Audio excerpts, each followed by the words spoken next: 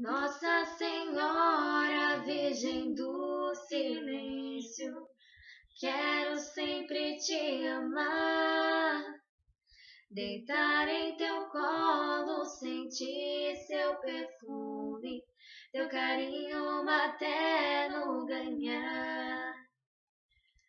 Lágrima de sangue nos teus olhos, estigma e martírio da alma.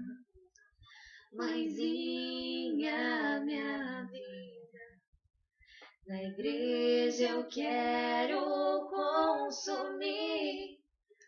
Quero estar ao teu lado na cruz, sofrendo as dores de Jesus, e dizer que na loucura da cruz, oh Senhor,